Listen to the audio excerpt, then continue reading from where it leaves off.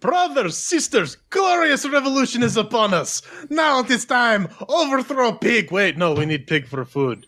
What allegory am I using again? I don't know. What accent is that even? I don't know, I also man. don't know. This is Tooth and Tail. It's by Pocketwatch Games. It's on the FNA engine, so you're going to need that glib COS to run it. We're going to run some issues with that. What is it? Lead revolution with army of flamethrowing boars, mustard gas-scubbing skunks, paratrooper-puking owls. Tooth and Tail is a real-time strategy game featuring single-player, online competitive play, split screen, replay, and more. Build base, lead army, eat enemies.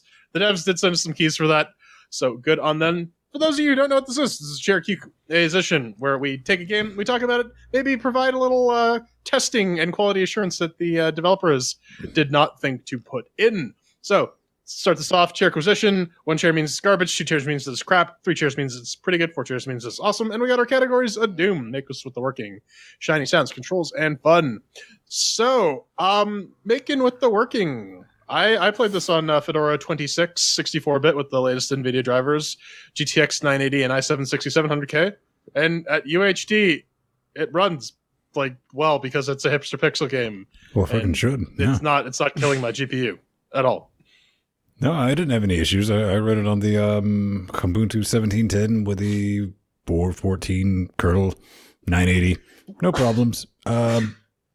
Couldn't no slow. Well, all right. Over here on the outdated Ubuntu 1604 with the GTX 1080 and the Ryzen 5 1600, it had absolutely no issues running at 1080p. Go figure. They even give you an option to toggle VSync on and off, although you probably want to keep it on because there's absolutely no reason for your GPU to be working that hard. No, it really shouldn't. Did you guys run into this issue? I did notice, anytime a gristle mill got noped or there was a lot of action around a gristle mill, it would have what we would call the rocket boom, rocket car lag with a, same thing as that micro freeze for a hot second, but with less cars and more mill. To me, it was more like it seemed like it was an intentional thing. Like, hey, you got a context switch right now because shit's blowing up. That's what I read that as. I think they deliberately slowed the game down to show you it's like, oh no, this is exploding, and they deliberately do that slowdown and that little freeze frame. I think that was deliberate. All right. Yeah, that's at least how I read it. Anyways, So 4 chairs across the board for Makes with the Working. 4 chairs in that business. Yep. That's 2 980s and 1 1080. So yeah, 1 1080. All right. So how about Pedro? How about some shiny and sounds? Do the pixels make your cheese moldy? I don't know. Well, I've definitely seen worse hipster pixel graphics. It isn't exactly the best I've seen. It's no Owlboy by any means or measure, but it wasn't terrible. I guess the background music was certainly there. Ven will probably talk more about that, but it's definitely nothing to write home about. Now, one of the things that stood out to me, I really liked it though. I thought that the orchestration was really well done. I thought it fits with the theme of the game. I enjoyed the crap out of that background music. I thought it was probably the best part of the shiny and sounds category. Oh, really? I know it was there. It was completely and wholly unoffensive. I mean, I wasn't. Mm-hmm. Listen, it's no sex syrup. And, you're gonna have some problems trying to hit that caliber. Let's be real. I could agree with Pedro. It's definitely hipster pixel done right, and I like seeing something that was clearly done as a style choice and not because nobody on the development team could fucking draw. This is always nice to see. Pretty colorful, kind of muted, but still in its own colorful kind of way. What do you think about this, Jordan? Though, I mean, I thought it was kind of interesting how they were just like, fuck having any English voice acting. It kind of kept me in the zone there. The fake Russian, need more snicks, snickety snook. Mm-hmm. I found that getting a little annoying pretty fast, all things considered. But I mean, it's one of those stylistic choices that I can't really peg it for. it's consistent. Everyone speaks the same frontier gibberish, so that's always well and good. I mean, honestly, the graphics kind of reminded me of Dark Sun Shattered Lands just a little bit. But all the units are distinct and recognizable. I think they did a good job. I think we're pretty much in agreement about 3 chairs. 3 chairs. And Yeah. Now, how did you control this nonsense? I personally tried it with both the keyboard, mouse, and a controller. Once I realized, after like getting annoyed with the keyboard and mouse, I'm like, you know what? This actually does seem like it would work decently well on a controller, and lo and behold, it does. I gotta give it shit for not having correct button prompts on the DualShock 4 controller, but everything worked out of the box. Yeah, man. It's actually one of those few games where if you plug in the controller after the game starts, it picks it up. I use the Steam controller, and that normally always works. Yeah. No big issues whatsoever. It worked 100% logically, too. I didn't futz around with anything. I was just following the prompts, and it was nice that the right areola switched between your building units. Really good. If you have a Steamy controller, for once, I can say you're actually going to have a pretty all right time for a change. I mean, it was the first time I definitely felt comfortable playing anything remotely resembling real-time strategy while having a lean-back experience. Now, you played it with a keyboard and gerbil, so I got to ask you this, because I kind of felt when I went back to do that the game Tooth and Tail has been so tuned for the lean-back experience or sit-down, whatever, using it with the keyboard, it's kind of borderline it doesn't feel right. I gotta agree with you on that. It's definitely not great with the keyboard and mouse. I'm going to talk about it a little more fun in the control segment, but this style of sort of dumbed down strategy game almost requires a controller because you need to be in that mindset. Because once you have a keyboard and mouse, you go into like regular RTS mode, and then you realize that you can't do those things that you're trying to do, and you're going to get frustrated really quickly. I don't know. Absolutely not. And that's one of the things they did with this game is they very clearly were targeting an RTS game to the console generation.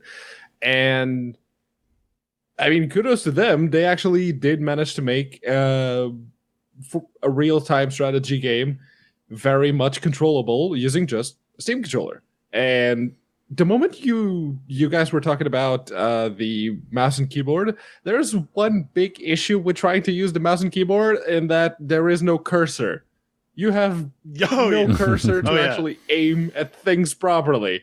So you're going to want to play this with a controller, and well, as far as I'm concerned, they did an all right job when it comes to simplifying the controls and even the mechanics that require that much degree of control, especially in a real-time strategy game. Getting all that condensed down to just those 14 or 15 buttons that controllers have nowadays. So I really didn't have any significant issues with that. And especially with the keyboard and mouse, I was thinking the entire time working up to that, it's like, holy shit, I'm going to annihilate this game when I actually sit down with the keyboard and gerbil. No, you're not. No, you're not. They made sure of that. Intentional or not. Yeah. So with the controls, everything works. Are we in agreement with that? But things could be better, like maybe have a kind of a different mode for if you wanted to play. The cursor. The main thing that stops the cursor using a mouse from being useful is that your guy is the cursor, which is an interesting gameplay twist. We'll get to that a little bit more in the fun segment. This was 3 chairs for controls, I think. Yeah. So Ven, did you have fun? Hey man, you got to check this out because I rather like myself real-time strategy games that don't contain the words total and or fucking war in them. I'm just saying that's legit. That particular love affair started back in the DOS ages, ladies and gentlemen, boys and girls, Dune 2, and it does continue until this day. Because there's something for me personally about resource management, murder rating. It just gives me a big old raging clue. What about you guys? It kind of tickles that little part of my brain organ that is not really content unless it's up to like 2, possibly 3 things at one time. Yeah, I'm bad at context switching, so real-time strategies games have always been like this really... I've always wanted to get into them, but my brain just doesn't work that way, and it resists training to do that. Though this is one of those weird cases where I kind of wish that they made the game a little more complex than they did. Because so in the previous segment, I was talking about how your main unit, your commander guy, is the cursor. You can't really attack anything. All you can do is direct your guys. You can say, go to this spot where I'm currently standing, or come to this spot where I'm currently standing. And they give you a little granularity in the types of units, but sometimes you want to break them up into squads. Maybe sometimes you want to control one set of units on one side of the map and then have to rapidly switch to a set of units on the other side of the map. And it really doesn't help too in this game that the AI, if you're not around them, the fucking guys will just do nothing unless you have turrets. So they'll do something. They'll die. Yeah. And that gets really annoying. They'll stand around and get shot at. Yeah. Yeah, you do have like the most basic of things is like everyone rally here or this particular unit. Yeah, and it's I don't know. It doesn't really do that. I get what they were trying to do. Yeah, I honestly do get what they were trying to do, to bring an RTS to a simpler control scheme, like your run-of-the-mill controller, or even something as complex as the Steam controller, which isn't really all that complex once your brain starts to work around it. I guess it must be working, because like every other real-time strategy game that wasn't called Dawn of War 2 that we've thrown chairs at this point, I didn't really like it. It's not the resource management, because they boiled that down to the one resource that you need to manage, which is food. There is a limited number of units that you can have per mission, and yeah, like Jordan already mentioned, you can only pick the one unit at a time, and that's it. Or you just rally them all and say, attack this guy, or come here. So about the resource management, what did you think about food as like a constantly draining resource? Because you need to have enough food to feed all the people, or else they just start dying. I mean, it's money. It's like Dune 2. You got to mine spice. That's like the base mechanic of any economy-based real-time strategy. It's a resource. You always have that. That's some of the things, just those core mechanics that this got right. You got to have that in there in order. That's how you make your money. It's your food. I kind of wish they made it a little more clear how much resources everything actually costs, because like when you set up new farm, it's like, oh yeah, well you get all this new food resources, but you also have to pay for all the pigs who are farming your shit. And that can get a little confusing. And they actually do give you an indication of how much food everything costs, because if you're trying to build a farm, okay, you need 60 food for that. You're trying to get another grit mill up and running, that's going to be another 60 food.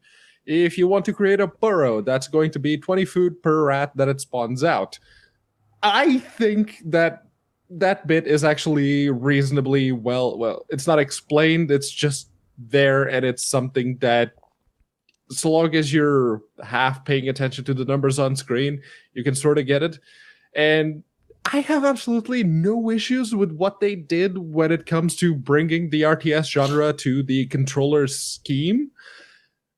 And they must have done an awesome job with it, because I feel about Tooth and Tail the same way I felt about most previous RTS games we've thrown chairs at. I don't like it.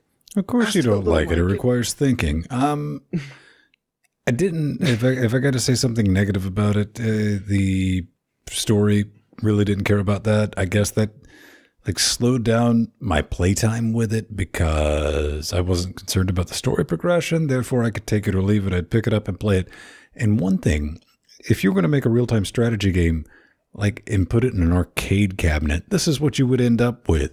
That's what it's geared toward. You learn really quick with this game that if you're going to beat it, you need to fucking hit the road and take off. And because I initially attacked it like I'm going to build up resources and build immaculate defenses and set all that. I was like, fuck that noise. You just bum rush, man. You get what you can, as many gristle mills as you can, as much food as you can, as many guys as you can, and you head that way. Yeah, that's how Foxdog kicked my ass in the multiplayer, which is actually pretty nice. But it's FNA style multiplayer, so it just works. They had after the dishwasher and Charlie murder, I think they really Ethan really hammered out the network multiplayer stuff for FNA, so that all works well, and it's reasonably fun. I didn't hate it. I kind of wish it was a little more complex, just so that you could take some more advanced strategies, but it's simple enough for pick up and play, which is good for a real-time strategy game. You can basically complete most maps in about 15 minutes, which is a decent time box for getting stuff done. So if we had to slap a final score on the fun segment, I'd give it about 2. What about you? I would give it a solid 2 with Pedro coming in with just like, I'd give it 3. 1. Pedro's a good 1. But if we tally I'd give it 1. This is an exact reversal from last week, because last week it was Ven gave it a 1, I gave it a 3, Jordan gave it a 2. So yeah, it's basically the symmetrical. It's like we're 3 different people with opinions and shit. Yeah. Yeah. So that's 2 chairs for fun. Tally all that up, and hey, another 3-chair game walks out of the ChairQAsition. So make sure that you got the glib COS installed, and if you like, that's what we got, man. I mean, if you're looking at tooth and tail, basically it's FNA. It's going to work on just about anything. Not very resource intensive at all. Displays correctly. Looks really good for a hipster pixel game, and controls. It's one of the first time I've ever played a real time strategy game that was refined enough to work with a controller where I felt like it is completely playable and I can get all the business done and I can get it done and quick enough. So good on you lot. You made something decent. What's this thing run currently? 15 that stinkies runs. A ton. It starts at 15 pounds, 20 US, 21 Canadian, 15 pounds. All right. So around 15 euros. So it's a little pricey, but it's a solid game. There seems to be a lot of material for it, and there's multiplayer, so you can stretch that out as well. So.